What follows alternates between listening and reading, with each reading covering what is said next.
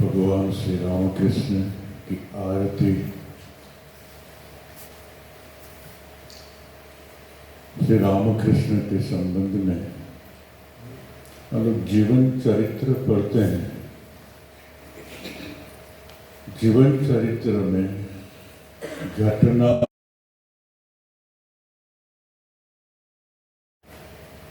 और कुछ घटना और कुछ उपदेश और विचारों की व्याख्या होती है। घटना और व्याख्या। मगर स्वामी विवेकानंद ने ये जो स्तोत्र लिखा आरती का, इसमें रामकृष्ण के स्वरूप की वर्णना है, जीवन घटनाओं की नहीं। जिस स्वरूप वर्णना को आधार में रख करके जीवन में घटी घटनाओं की व्याख्या की जा सके, वह मूल श्री रामकृष्ण की आरती में स्वामी विवेकानंद ने दिया। ईश्वर के स्वरूप और ईश्वर के अवतार का स्वरूप वर्णना। कोई लोग वेदों का एक अति उत्कृष्ट सूक्त है पुरुष सूक्त। पुरुष सूक्त के साथ में स्वामी विवेकानंद ने श्री रामकृष्ण के स्वरूप की जो वर्णना की है, उसके समानता में मानते हैं। पुरुष सूक्त में विश्वात्मा के स्वरूप का वर्णन है, कॉस्मिक बीइंग। और यहाँ स्वामी विवेकानंद ने श्री रामकृष्ण के स्वरूप का वर्णन किया है। जो रामकृष्ण के भक्त है, वे जब रामकृष्ण की चिंता करते हैं तो यहाँ जो स्वरूप की वर्णना दी है, वह स्वरूप का चिंतन करना और ध्यान करना उनको बहुत सहायक हो सकता है।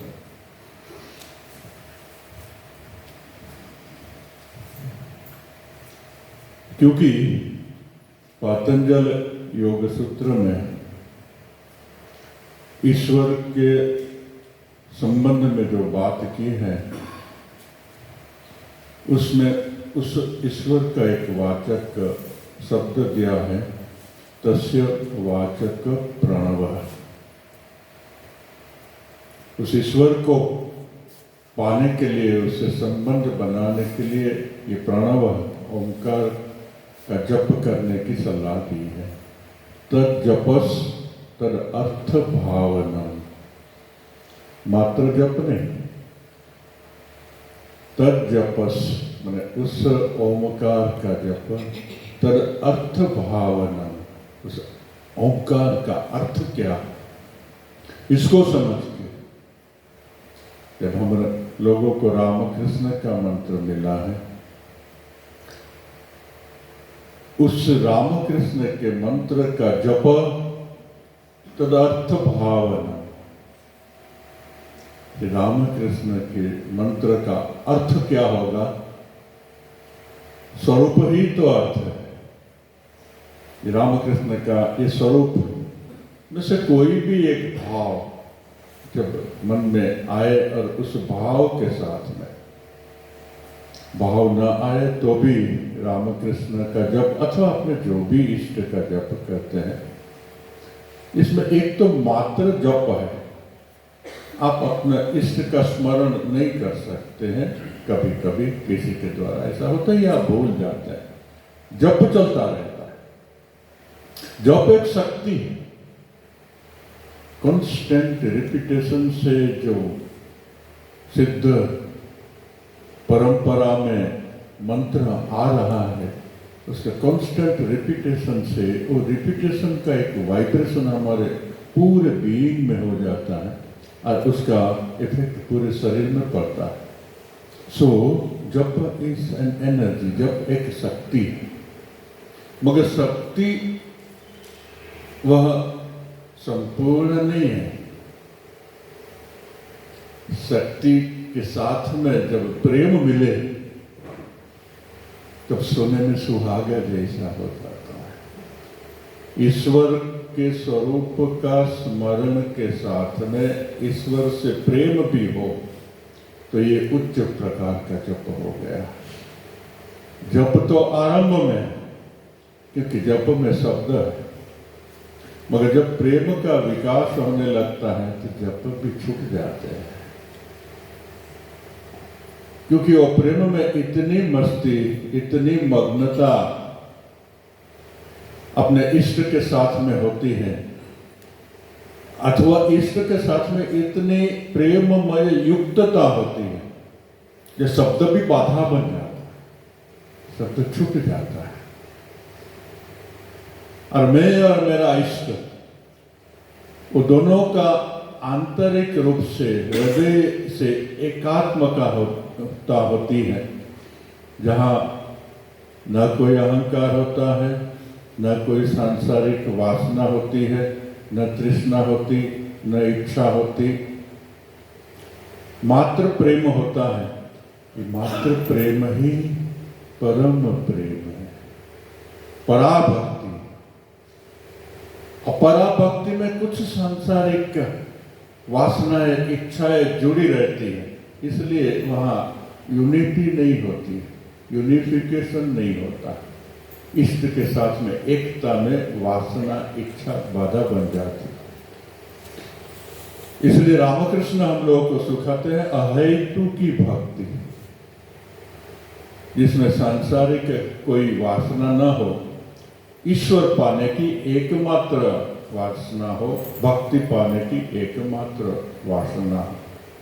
जैसे जैसे संसार की वासना, तृष्णा कम होती है, जैसे जैसे शरीर का अहंकार और विद्या और कुटुंब और पद प्रतिष्ठा का अहंकार धीरे धीरे क्षय होता है, लय होता है, ऐसे ऐसे ईश्वर के नाम का जप प्रेम के साथ में करने से प्रेम का उद्भव होने लगता है। प्रार्थना भी करनी, प्रेम अत्यंत रेयर वस्तु है, अत्यंत दुर्लभ वस्तु है। हम लोगों किसी को प्रेम का अनुभव नहीं है। हम लोग जिसको अनुभव प्रेम कहते हैं, पति पत्नी का प्रेम, संतानों के साथ में प्रेम, संबंधियों के साथ में प्रेम, ये सब प्रेम आसक्ति है। प्रेम जब सांसारिकता को लेकर के एक भाव बनता है तब वो आसक्ति का रूप लेता है। हमारे जितने भी प्रेम हम लोग बोलते हैं, एवं माता पिता का संतान का प्रेम जो एकदम निस्वार्थ माना जाता है, अभी संपूर्ण निस्वार्थ नहीं है, क्योंकि मेरा बेटा ऐसा भाव होने से भी वहां एक बाधा आ गई, वहां शुद्ध प्रेम नहीं रहा। शुद्ध प्रेम तो परमात्मा का स्वरूप है, उससे ऊपर में और कुछ पाना नहीं। साधु परम प्रेम रूपा, नारद भक्ति सूत्र में नारद भक्ति का प्रेम का वर्णन बोलते हैं। वो भक्ति क्या, तो परम प्रेम, साधु परम प्रेम रूपा। सांसारिकता, विषयता और संबंधों के साथ में मिलित हुई वासना वो सांसारिक प्रेम है, आसक्ति। और ईश्वर के साथ में मिला हुआ जो प्रेम वह परम प्रेम हो जाता है, साधु परम प्रेम रूपा। और ये परम प्रेम ही ईश्वर, लव इज गॉड, इसका ये अर्थ है। ये जो शुद्ध प्रेम है और शुद्ध आत्मा है, दोनों एक ही है। परमात्मा और प्रेम ये दो अलग वस्तु नहीं है। प्रेम ही परमात्मा है, परमात्मा ही प्रेम है। भक्ति के द्वारा इसको पाया जा सकता है। रामकृष्ण उपाय बताते हैं, भाविले भक्ति होए। इस भाविले मैंने चिंता करने से, सत्संग से चिंता होती है, पढ़ने से चिंता होती है, ऐसे भी ईश्वर के संबंध में हम चिंता करते हैं। भाविले मैंने चिंता करने से, विचार करने से। भाविले भक्ति होए, भक्ति पाकले भाव होए। भक्ति जो भक्ति है, ईश्वर के प्रति प्रेम जब बढ़ता है तो एक भाव होता है, फिर वो भाव शांत भाव हो, दास्य भाव हो, सत्य भाव हो, वात्सल्य भाव हो या मधुर भाव हो, कोई और संतान भाव हो। रामकृष्ण के भक्तों का विशेष करके संतान भाव रहता है। माँ बोले थे ना, मोने रेखो, याद रखो मेरी एक माँ है, बस इतना होने से भी बहुत हो जाएगा। तो एक भाविले भक्ति होय, भक्ति पाकिले भाव होय, भक्ति पकने से भाव होता है। भाव थे कि महाभाव हो, जब संबंध भी सब छूट जाता है, विचार सब छूट जाता है, मात्र प्रेम ही प्रेम रहता है। और वहां दूरी भी जब चली गई है और बिना दूरी का जो प्रेम हो जाता है वो महाभाव। 19 तरह के भाव के लक्षण होते हैं, रामकृष्ण में वो दिखाई देते हैं। ये जब भाव प्रेम का अनुभव होता है तब प्रेम गली अति साकरी तामे दो न समाए।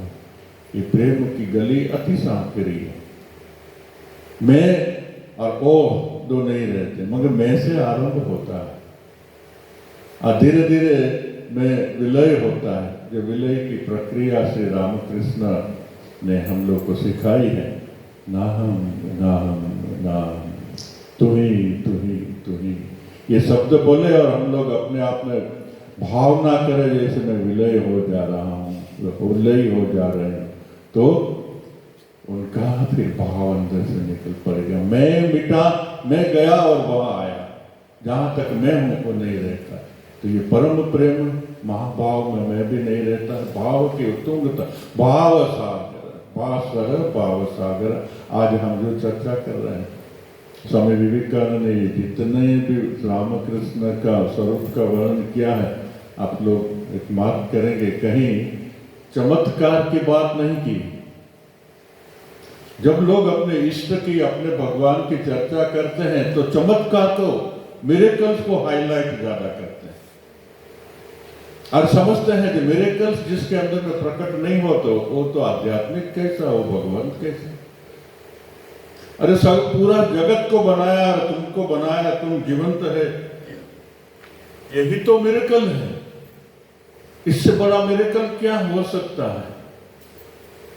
शुद्ध आध्यात्मिकता में मिरेकल बाधा है। पातंजलि योग सूत्र में बोलते हैं, जब संयम साध्य हो जाता है, धारणा ध्यान समाधि, तब उसमें से सिद्धियां प्रकट होने लगती हैं। ये संयम जिसके भी ऊपर में वो एकाग्र करे और जो भी अंदर में संकल्प हो, वो संकल्प वास्तविक हो जाता है, मूर्तिमंत हो जाता है। ईश्वर की समान शक्ति आ जाती है जिसमें अष्टसिद्धि आ जाती है।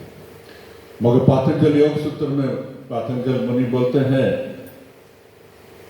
सामान्य लोगों के लिए तो ये सिद्धियां हैं, मगर साधक के लिए ये बाधा है। इसलिए विवेकानंद को रामकृष्ण ने जब कहा कि तुमको तो भविष्य में माँ का काम करना पड़ेगा, मेरे पास में तो अष्ट सिद्धि है, उसका कोई व्यवहार नहीं है, क्या तुम ये अष्ट सिद्धि लेना चाहेगा? इसको यहाँ पास में दूर रख दिया। तो विवेकानंद ने रामकृष्ण को पूछा कि क्या इससे मुझको ईश्वर प्राप्ति में सहायक, इसको आगे ले लो, इसको यहाँ, क्या इससे मुझको ईश्वर दर्शन में सहाय हो सकती है? रामकृष्ण बोले, ना, इससे माँ का काम तो तुम कर सकता है, ईश्वर दर्शन में बाधा बन सकती है, सहाय नहीं होती। तो विवेकानंद ने बोला, अभी आपके पास में रखिए, मुझको जब जरूरत होगा तब मैं मांग लूंगा। और वे बहुत खुश हुए रामकृष्ण। ईश्वर अवतार देना चाहते हैं, नहीं लिया, नहीं अभी नहीं चाहिए, ईश्वर अवतार, ईश्वर प्राप्ति के बाद में मैं पिक करूंगा। ये शुद्ध आध्यात्मिकता है। जहां शुद्ध आध्यात्मिकता है वहां चमत्कार की बात नहीं रहेगी।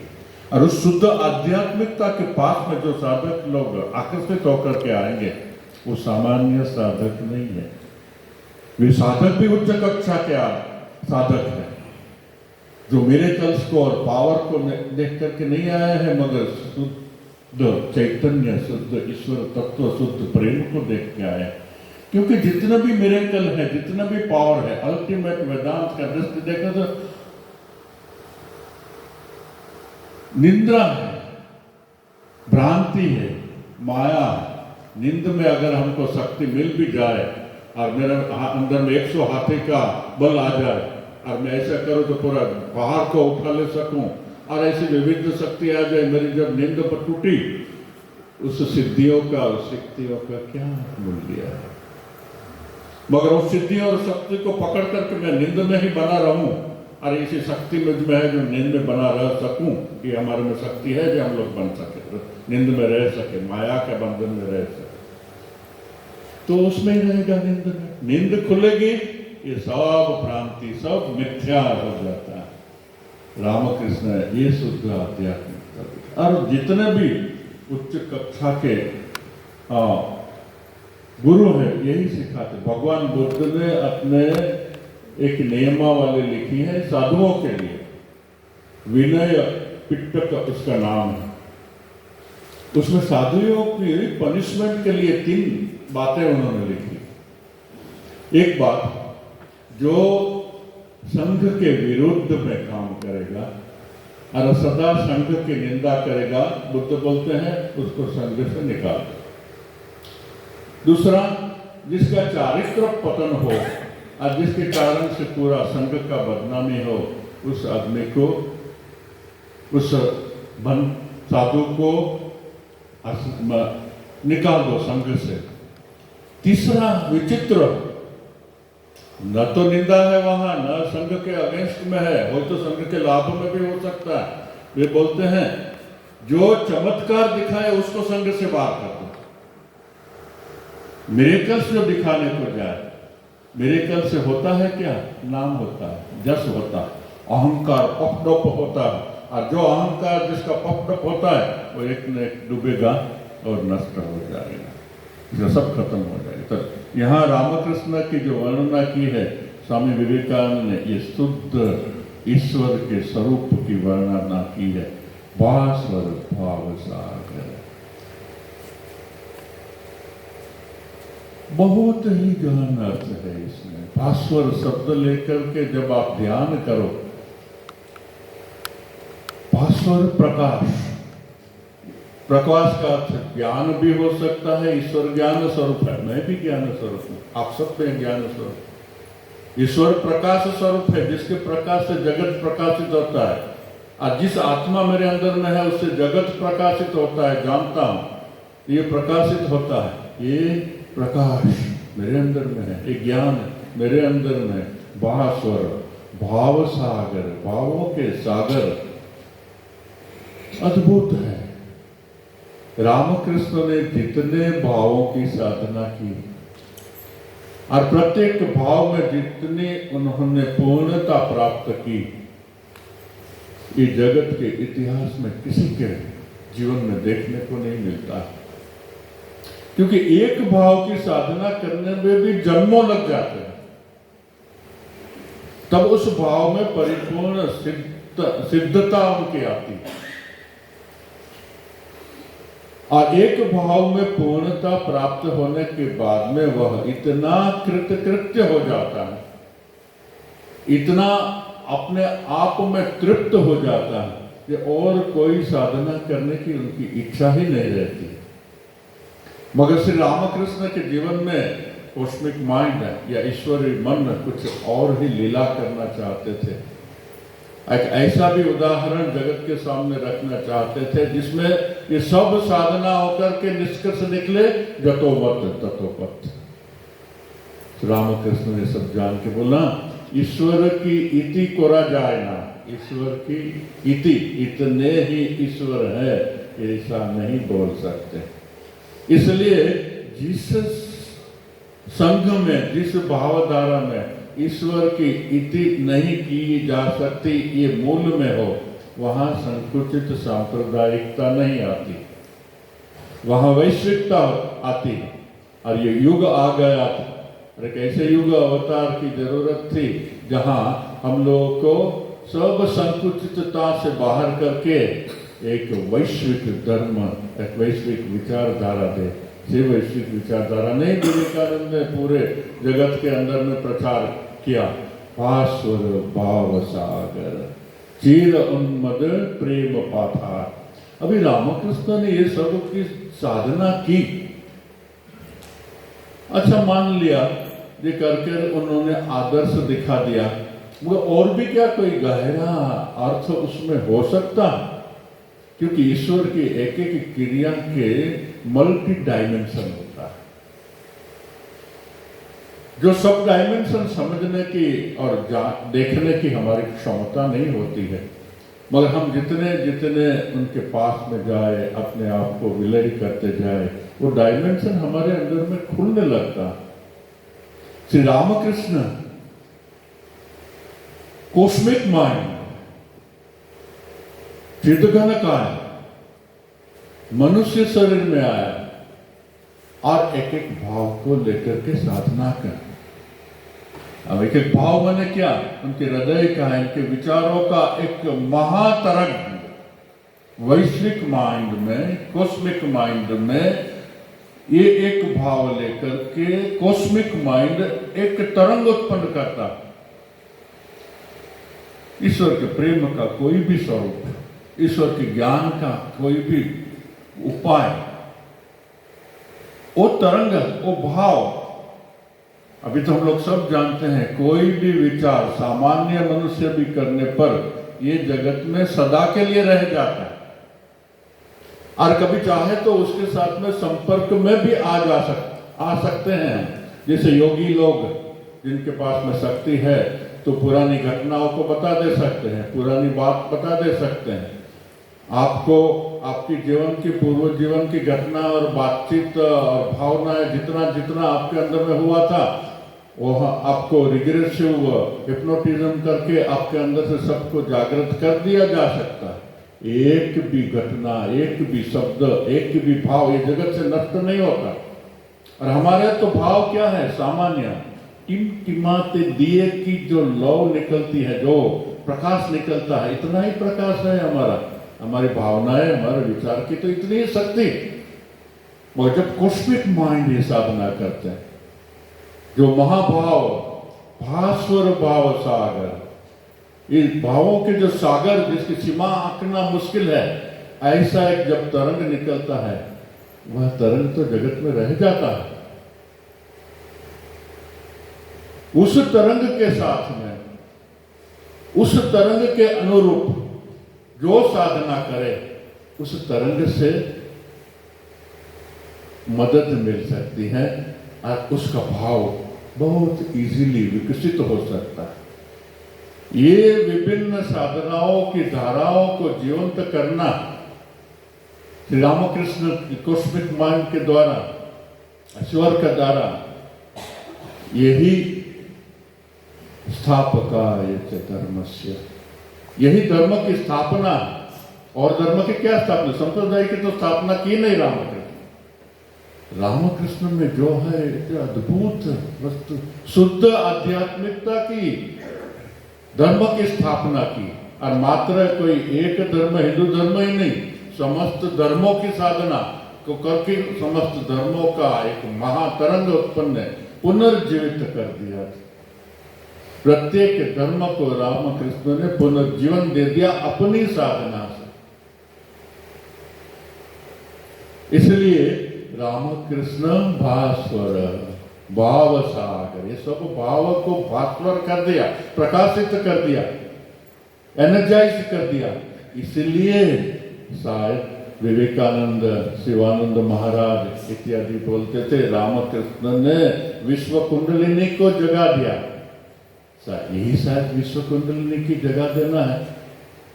कुंडली मन को का जो निकृष्ट अवस्था है, वह नीचे से उठ करके ऊपर में ब्रह्म के साथ में मिल जाना ही तो कुंडलिनी की जागृत है।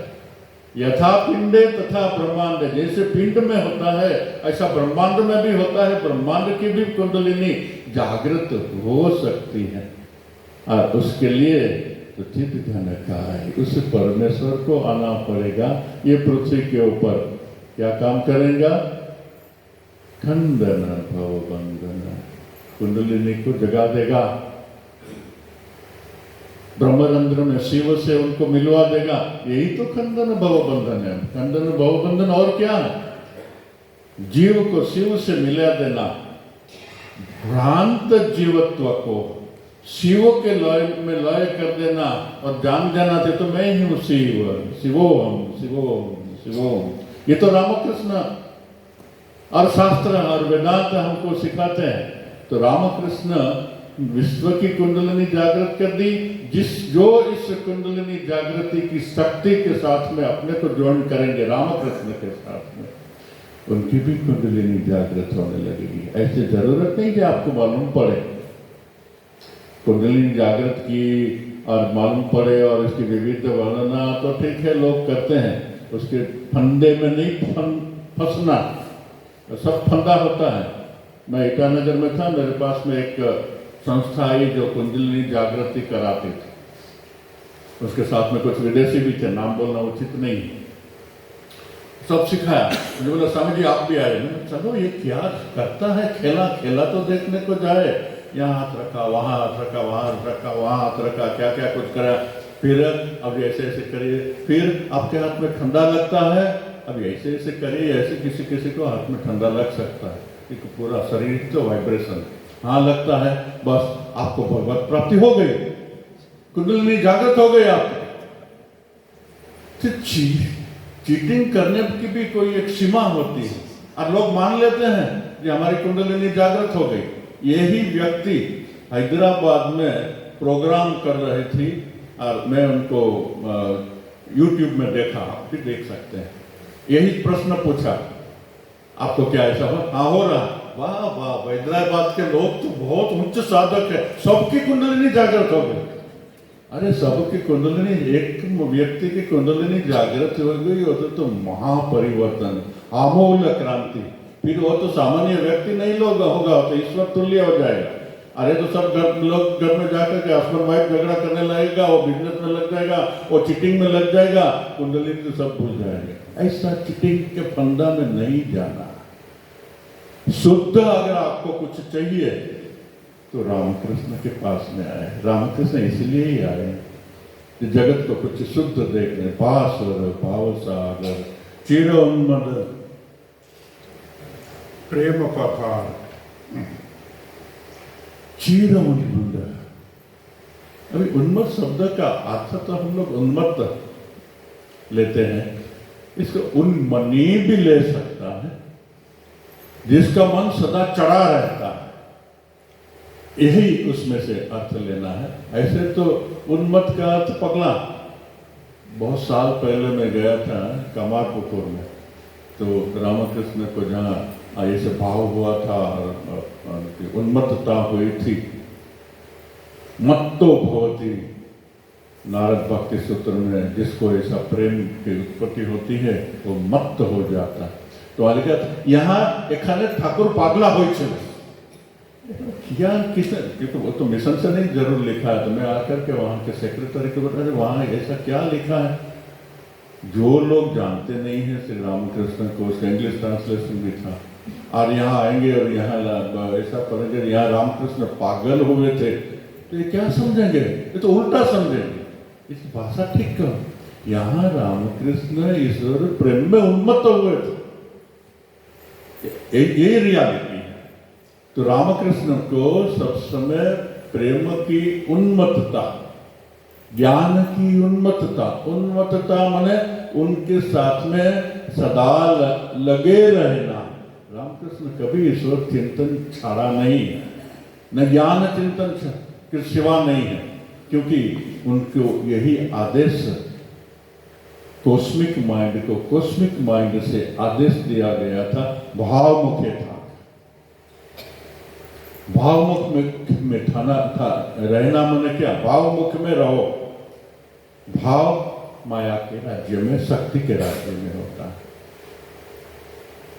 सत्य सच्चिदानंद तो शक्ति के राज्य से बाहर शुद्ध आत्म तत्व में फिर शरीर बोध नहीं रहता, फिर वो तो अपने समाधि में निर्विकल्प समाधि में शुद्ध चैतन्य का अनुभव होता।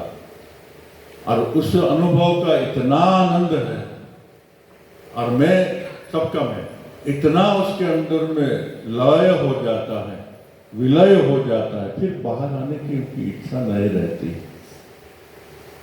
नींद टूट गई, फिर नींद में जाने को क्यों इच्छा कोई करेगा।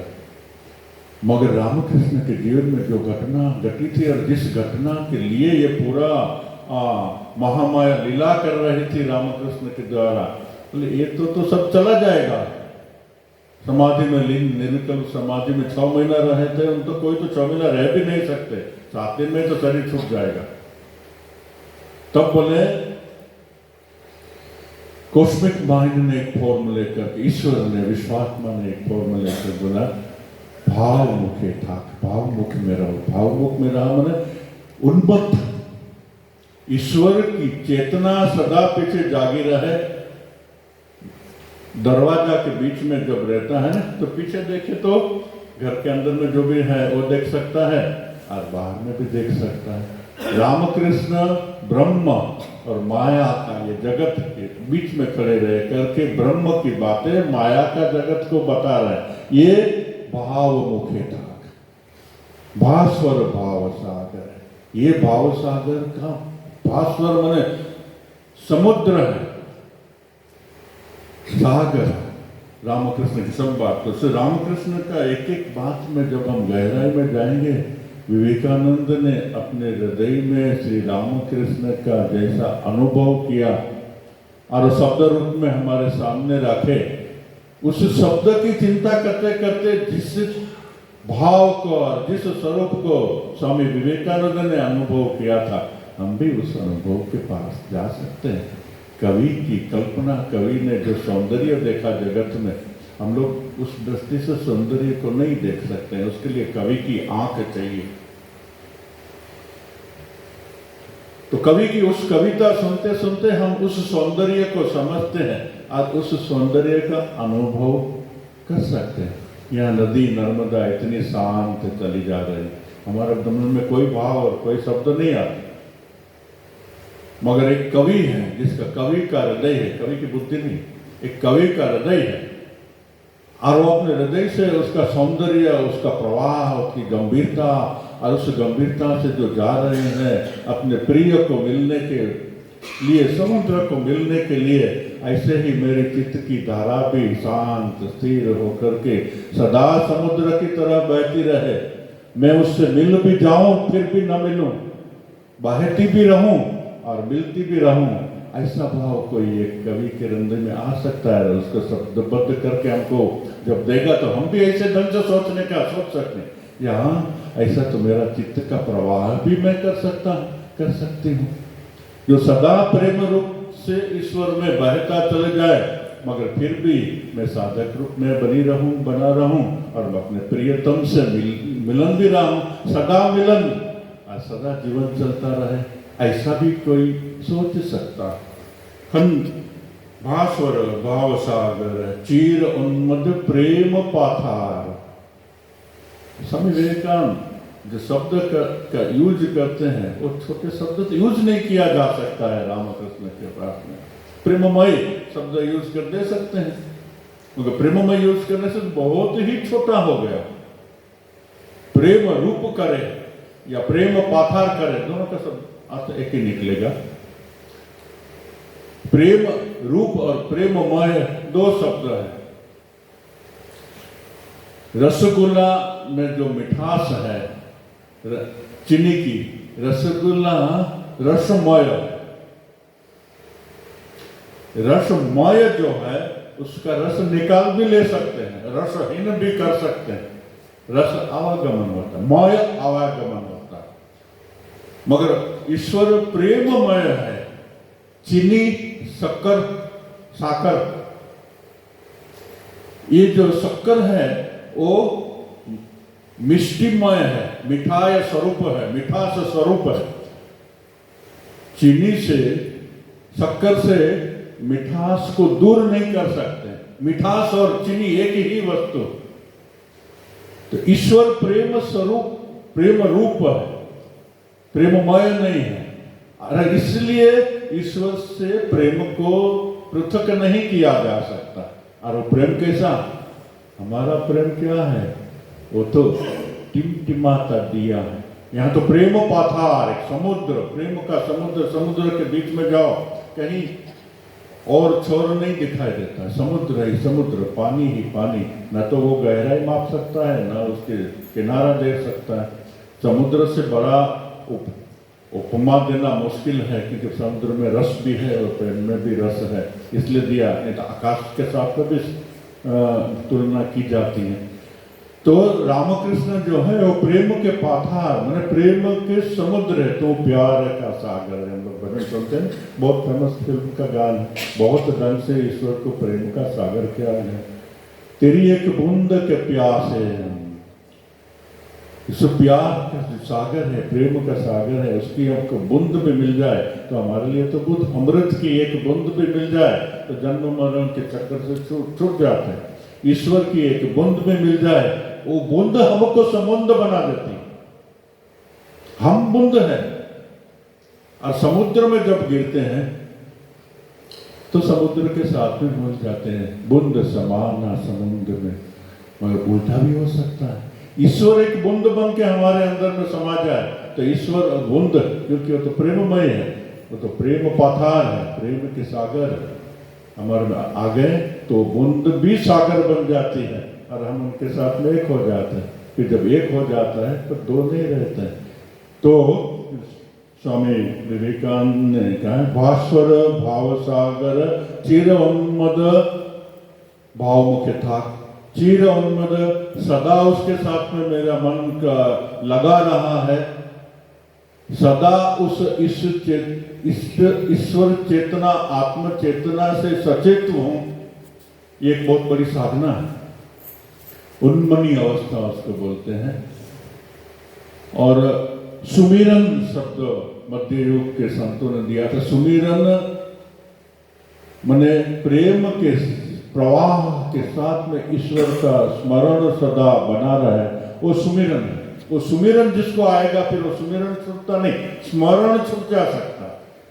स्मरण प्रयत्न से हम लोग करते हैं और भूल भी जाते हैं, मगर सुमिरन जब अंदर में धारा चालू हो जाती, उन्मत्त उसके साथ में जब हम मिल गए हैं, तब काम में हो या ना हो, बाहर जागृत रूप में धारा चले या गुप्त रूप में अंदर में धारा चले, वो सदा उनके साथ में, ईश्वर के साथ में, प्रेम के साथ में, प्रेम के आनंद के साथ में हम लोग युक्त रहते हैं। उन्मत्त चिर उन्मद प्रेम पाथार, भक्तार जन युगल चरण कारण भवपार। भक्तार जन युगल चरण कारण भवपार। स्वामी हर्षानंद महाराज ने उसका अर्थ कैसे किया है?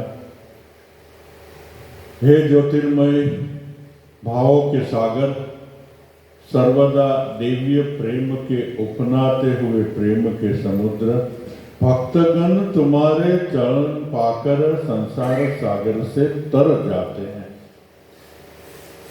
ये स्वामी जी बार बार इस शब्द का, ये भाव का विभिन्न शब्दों से हमारे सामने निरूपण करते हैं। इसका मतलब ये भाव उनके मन में बहुत दृढ़ रूप से बैठा हुआ।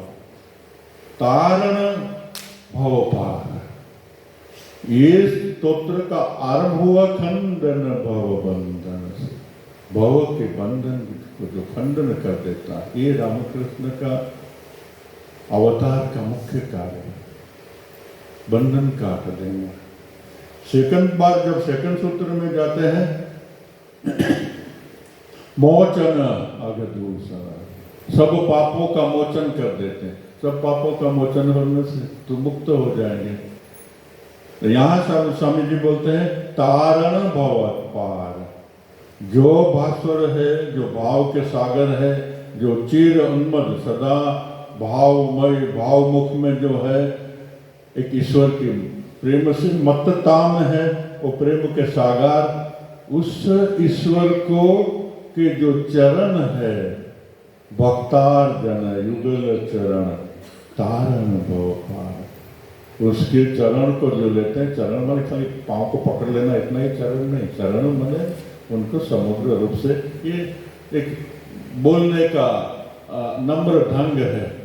चरण पकड़ लिया, चरण पकड़ लिया मैंने उनके पूरे भाव को पकड़ लिया, छाछ में अपने को बैठा लिया। रामकृष्ण बोलते हैं ना, हमें छाछ तैयारी कर दिए थे, मैं मोल्ड तैयार कर दिया हूँ, अपने आप को उसमें ढाल दो, बस बाकी सब हो जाएगा। मैं जो करना है कर दिया, तुम डाल दो, तुम चरण पकड़ लो। ये चरण पकड़ना मैंने मोल्ड में डाल देना, चरण पकड़ना जाए मैंने मंदिर में है और मूर्ति है, चरण पकड़, अभी पकड़ तार दो हमको, ये सत्य समय से उसमें कुछ भी नहीं हुआ, कोई नहीं तारेगा। मगर जब मोल्ड में मोल्डित हो जाएंगे आप, तो मोल्ड ही चरण है, तब तारण भव पार, तब जगत के दुखों से मुक्ति, तब परमानंद प्राप्ति, तब अमृत प्राप्ति, तब मनुष्य जीवन, मनुष्य जन्म पाने की सार्थकता हमारे अंदर में आएगी, जब ये तारण भव पार, भक्तार्जन युगल चरण, उनके चरण को जब हम पकड़ लेंगे तो चरण हमको ये भव से पार कर देंगे। बस हमारा काम तो इतना ही, उस चरण को पकड़ लो। जप करना भी चरण पकड़ना है, ध्यान करना भी चरण पकड़ना है, मगर वो सजगता के साथ में, सब यंत्रवत करने से भी लाभ है, मगर वो लाभ कम हो जाता है। तज्जपस तदर्थ भावनम के साथ में करने से उसका मूल्य ज्यादा हो जाता है, फल हो ज्यादा हो जाता है। सचेतता के साथ में जप करना है, और उस सचेतता ईश्वर के स्वरूप की सचेत, इष्ट के स्वरूप की सचेतता के साथ में प्रेम की सचेतता और भी युक्त कर दे तो एक कदम और भी ऊपर उठ गए। जब इस इष्ट का स्मरण एक कदम ऊपर, इष्ट का स्मरण के साथ में ईश्वर को प्रेम करना एक कदम और भी ऊपर, और वो प्रेम में उतना मग्न हो जाना कि जब भी भूल जाए और मैं मेरे इष्ट के अंदर में अपने आप को विलीन होकर के एक हो जाऊं, ये जब का फल, ये शरणागति हो गई। मैं इष्ट में मिल गया, वो शरणागति हो गई, और ये जब हो गई तब तो जीवन में जो होना है वो हो जाएगा। कुंडलिनी उठ गई, मैं मिट गया, शिव रह गए, और जो जीवन में पाना था वो पा लिया। शिवोहम शिवोहम शिवोहम, तब उनका अंदर का ये अनुभव होगा, अहम ब्रह्मास्मि अहम ब्रह्मास्मि। सूक्ष्मता की दीवार टूट जाए, सीमा की दीवार टूट जाएगी, असीम के साथ हमारी एकता हो जाएगी, और हमको मालूम पड़ेगा जो वह असीम और मैं एक ही हूँ, अभी भी एक ही है। काल्पनिक दीवार ने हमको पकड़ के रखा है, बांध के रखा है। इस काल्पनिक दीवार को तोड़ने के लिए ये सब 5 दिन का जप यज्ञ का आयोजन, जो लोग को यहाँ आने की इच्छा हुई और यहाँ आए हैं, ये परम सौभाग्यवान है। लाखों करोड़ों लोग जगत में डूबे पड़े हैं कि मन में ख्याल भी नहीं आता कि मेरा जीवन कहाँ जा रहा है। एक अनंत अंधी दौड़ में, जैसे कि कल आंख बंद करो और करोड़ों लोग एक अनंत अंधी दौड़ में चले जा रहे हैं, चले जा रहे हैं, चले जा रहे हैं, जहाँ कोई अंत नहीं, मालूम नहीं मैं कहाँ जा रहा हूँ। मगर जिसके अंदर में चेतना जागृत हो गई और आप यहाँ आ गए, अभी आपको मालूम है आपको कहाँ जाना है। ये अनंत अंधी दौड़ हमारे जीवन का लक्ष्य नहीं है। अनंत प्रकाश, अनंत आनंद, अनंत प्रेम, सच्चिदानंद परमात्मा हमारे जीवन का लक्ष्य है। जिस लक्ष्य के प्रति आप आए हैं, आप सौभाग्यवान हैं।